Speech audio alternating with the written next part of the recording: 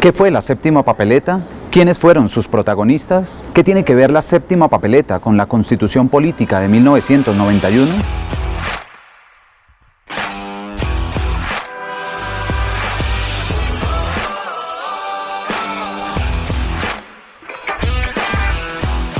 En 1989, Colombia llevaba más de 100 años con la Constitución Política Conservadora del 5 de agosto de 1886. Aunque se le habían hecho algunos ajustes, para amplios sectores era una constitución que ya no podía responder a los desafíos de la sociedad colombiana de finales del siglo XX, y por consiguiente consideraban necesaria una nueva constitución política. A esta necesidad urgente se sumaba el violento clima sociopolítico de Colombia a finales de los 80. En octubre de 1987 había sido asesinado el candidato presidencial por la Unión Patriótica, Jaime Pardo Leal, quien había alcanzado la votación más representativa para la izquierda colombiana en la elección de 1986. En su reemplazo, la carrera por la presidencia de la República en representación de la Unión Patriótica fue asumida por Bernardo Jaramillo Ossa, quien también fue asesinado en marzo de 1990, solo 2 meses antes de las elecciones presidenciales. Como si lo anterior no fuera suficiente, un mes antes de las votaciones presidenciales, en abril de 1990,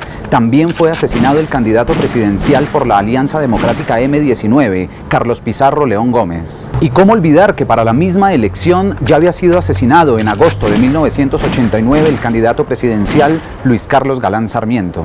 En síntesis, después del asesinato de 4 candidatos presidenciales, las elecciones de mayo de 1990 se llevaron a cabo en un escenario muy poco democrático, pues amplios sectores de la sociedad colombiana no pudieron votar por los candidatos de su preferencia. Ante este triste y violento panorama, algunos estudiantes decidieron impulsar una nueva constitución política. Conformaron el movimiento Todavía Podemos Salvar a Colombia, de donde surgió la iniciativa de introducir una séptima papeleta en las elecciones legislativas de marzo de 1990.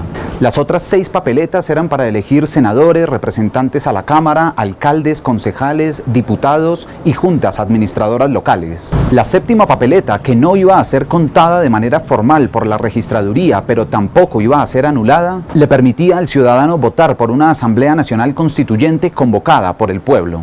Los estudiantes contaron alrededor de 2 millones de votos que respaldaron la séptima papeleta. Debido al impacto de esta votación, el presidente Virgilio Barco expidió el decreto 927 de 1990 y autorizó a la organización electoral para contar de manera formal los votos que en la elección presidencial del 27 de mayo de 1990 se depositaran para respaldar la Asamblea Nacional Constituyente.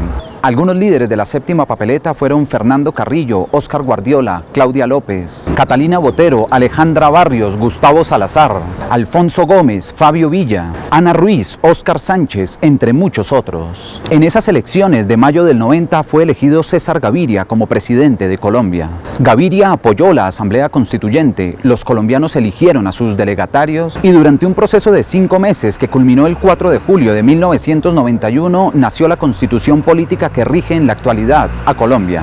La séptima papeleta no solo sirvió para impulsar la renovación de una constitución política que ya cumplía más de un siglo, también demostró el incalculable poder de la movilización ciudadana. Indiscutiblemente, la séptima papeleta definió mi vida, no solamente mi vida profesional, sino también mi vida, lo que soy hoy. Y reformaríamos el país para que fuera una mejor democracia.